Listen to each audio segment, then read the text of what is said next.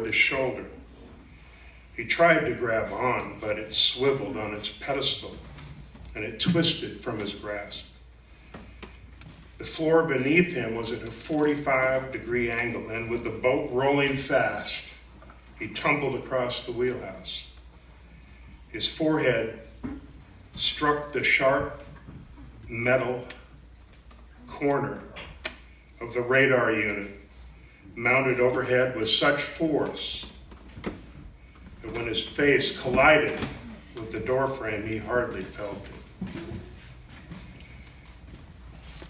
In the bunks below, the noise was deafening. A monster had risen from the ocean to join the crew in the forecastle, and it roared with fury as it heaved the boat over.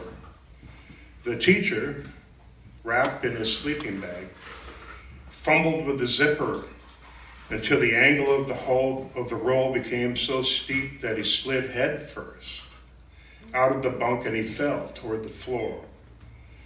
He struck the back of his head and neck on the rail of the bottom bunk with a loud snapping sound. He saw white, and then he felt an odd tingling sensation in his arms and his legs. That he was conscious at all was an unfortunate miracle. His body loosened as he slid down the side of the bunk, and he settled there. The mate pushed his arms against the bottom of the top bunk to hold himself in place. He watched the teacher fall past him, and he heard the engineer yell, "Jesus!" as the teacher's head hit the teak rail with a sickening crack.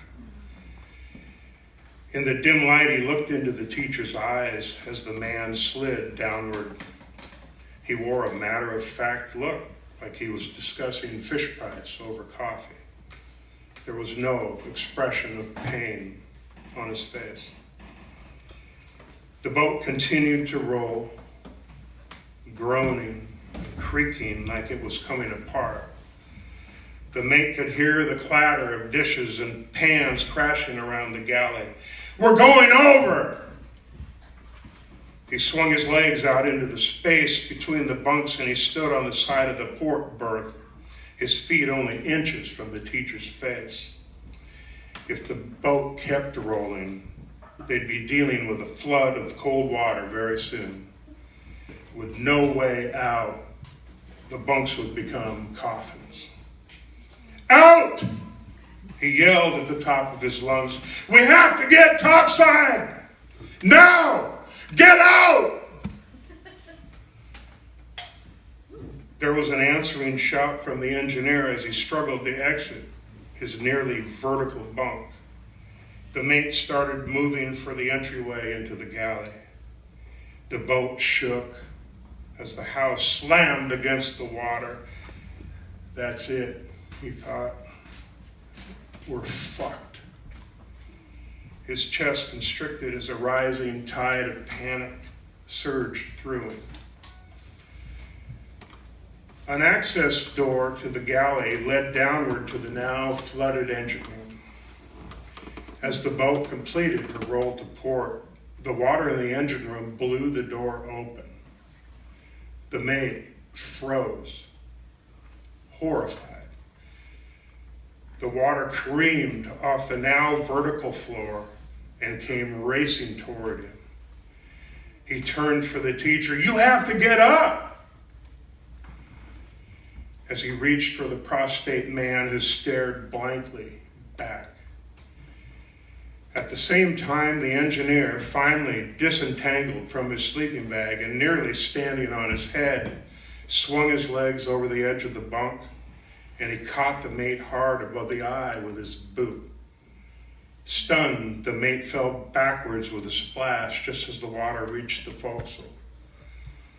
In seconds, the mate and the teacher were underwater. The engineer rolled himself over and he stood on the side of the hull, standing sideways across the compartment. He held out a hand to the sputtering mate, who grabbed it, and he pulled himself upright. "We have to get out of here!" Who nodded and stared at the ice-cold water rising up his legs. Underneath it, the teacher's hair swirled. His eyes were still open. He blinked. "Move!" yelled the engineer, and he shoved the mate back toward the galley. And then he climbed over the teacher, and he fought his way through the rushing water. Kneeling in the bunk, behind him, wide-eyed and silent, the skinny kid watched them go. Unbelievably, the boat continued to roll. The mate and the engineer, they struggled to pull themselves through the surging water while walking on the cabinets beneath the table. "We have to get a window before she heads up to the bottom," yelled the engineer. They both looked at the starboard side of the boat above them. The windows were now below water.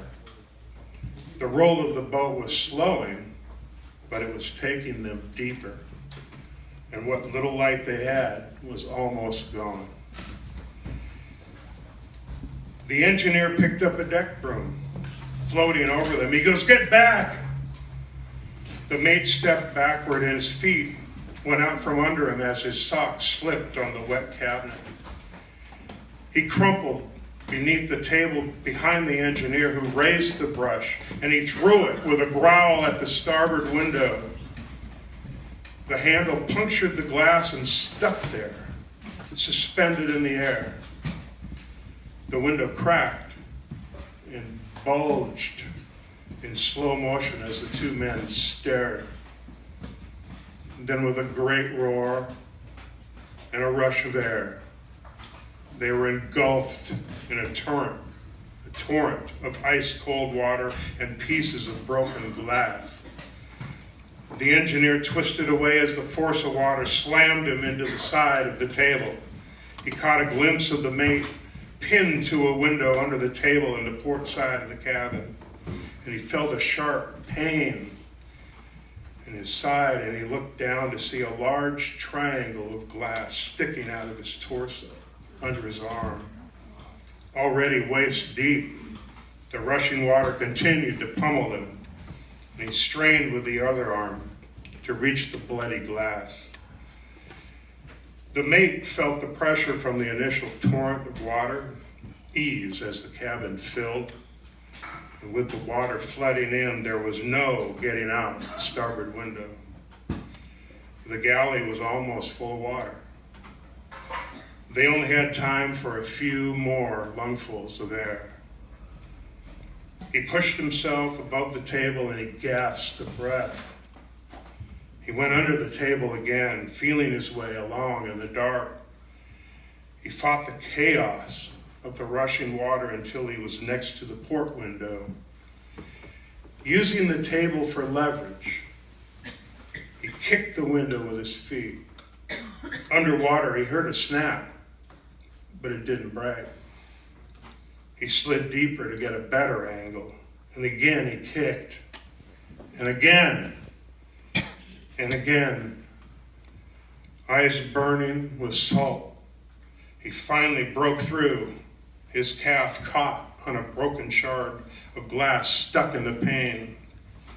He let go of the table and he surfaced again, the pain hot in his leg as the glass, still stuck in the window pane, tore through muscle. No, he thought, this can't be happening. Not this way. Not this way. He rose, his face contorted and barely out of the water as he screamed and he took another breath.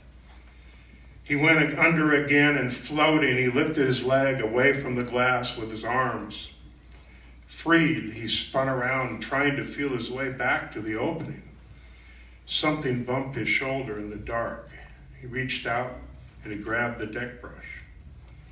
The engineer was holding it, and together they swept it around the window frame, breaking away the remaining glass. On the roof outside the cabin, the increasing water pressure around the sinking boat activated a switch on the hard plastic container that held the life raft. with a low thwomp, the case blew open and the raft tumbled out, inflating automatically.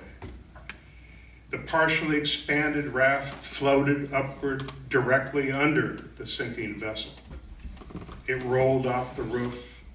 It rose toward the surface, only to become caught between the cabin and the stabilizer poles bolted to the deck.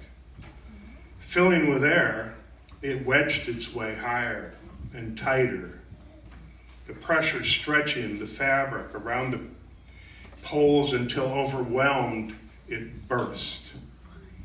A violent flow of bubbles surged towards the surface.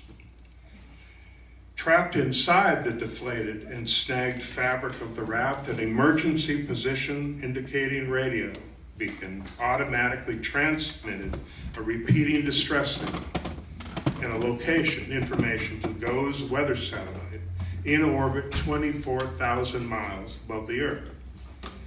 Had the EPIRB not been submerged, the signal for help would have been received and immediately relayed to the United States Coast Guard station nearest the boat's location.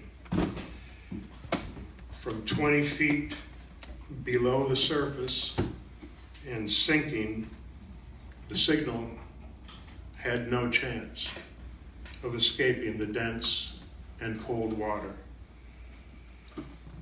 Lungs burning, the mate and the engineer backed away from the window, and they pulled themselves to the top of the cabin for another breath of air before attempting to swim out. They rose in the deepening darkness until their heads bumped the floor above. The boat was upside down, full of water. They turned to each other and stared. They could feel the changing pressure as the boat slid toward the bottom, taking them with it.